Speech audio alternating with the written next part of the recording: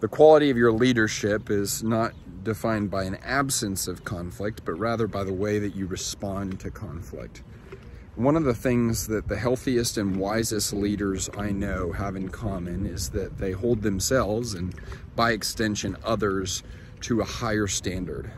And this higher standard applies to a multitude of arenas, but one of the specific areas that I've been thinking about a lot lately is, what does it look like to hold ourselves to a higher standard when it comes to conflict?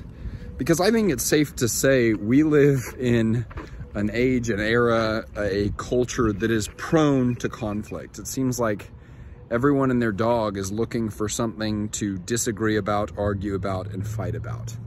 And the thing that would be wise for us to remember as leaders is that disagreement isn't bad, right? What happens when anything moves forward? Friction, right? Friction always occurs.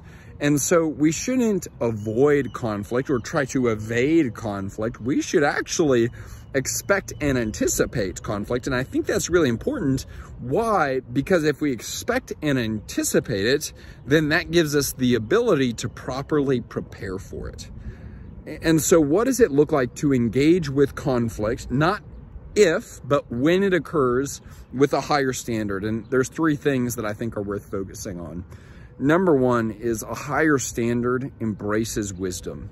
I love Tim Keller's definition of wisdom. He says, wisdom is competence with regard to the realities of life.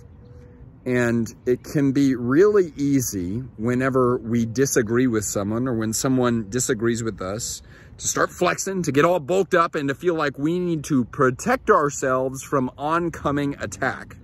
And here's the deal. No one's attacking you. Take a deep breath, calm down, and instead of just doubling down on your own opinions and your own perspective, embrace wisdom. What do we believe is wisdom? Fear of the Lord is the beginning of wisdom. And so we believe that we need to look outside ourselves in order to find competence with regard to what is true.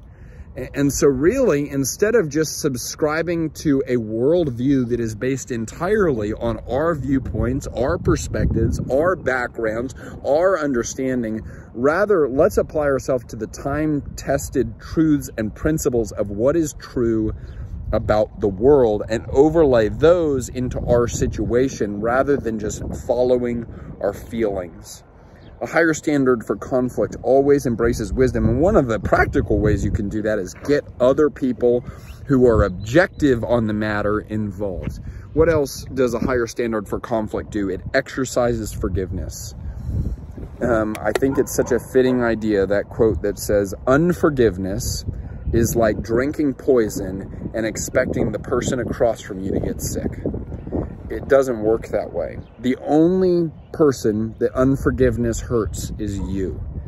And so if you want to be a leader that moves forward, and certainly if you want to be a leader that is able to move other people forward, you have to be willing to forgive.